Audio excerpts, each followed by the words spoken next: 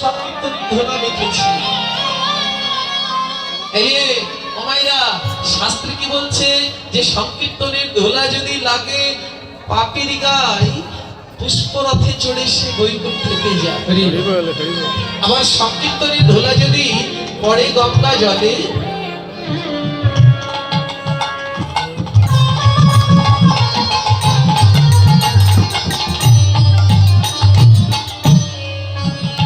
আবার ওই সংকীর্তনের ধোলা যদি পড়ে গঙ্গা জলে, গঙ্গাও নাকি শুদ্ধ হয় ভাগবতে বলে। তাই মা, তোমার নিমাই শুধু একাই ধোলা মাখেনি, ধোলা আমরাও মেখেছি। চুপ কর হতচ্ছাড়া, চুপ কর। লজ্জা করছে না তোর এই কথাটা বলতে?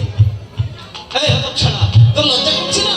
আরে বাবা, তুই বড় দাদা আর আমার নিমাই ছোট।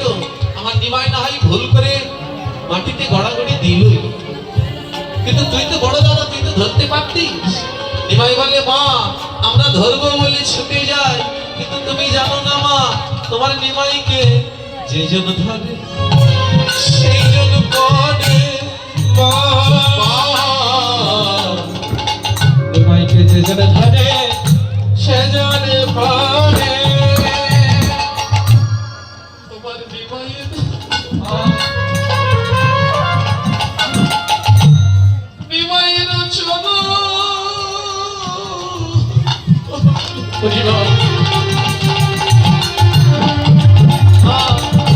তোমার নিমাইয়ের চরণ তলে যে জন ধরে সেই জন পায়। তোমার নিমাইয়ের অগোচর তলে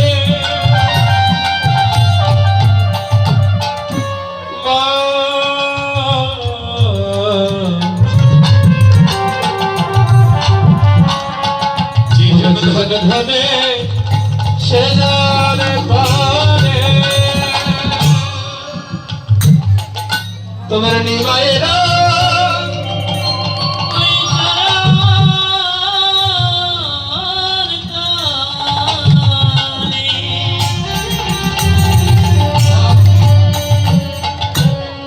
যে জন ধনে সে জানে পারে।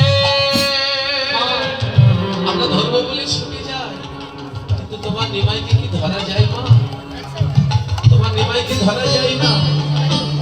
শাস্ত্রে বললেন কি, যোগে ধর্মে কর্মে নহে কৃষ্ণ বশ, কৃষ্ণ বশ হেতু কেবল প্রেম আর ভক্তি রস। মহাজন বলছে, নরহরি তুমি ধরবে কি করে?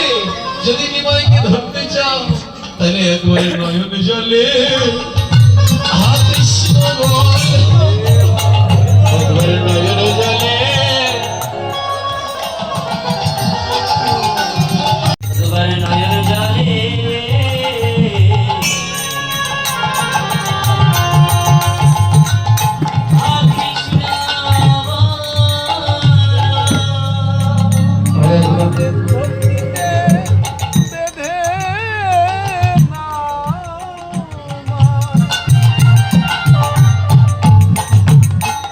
নয়ন জলে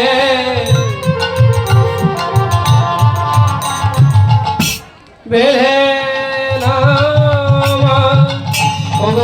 ভক্তিতে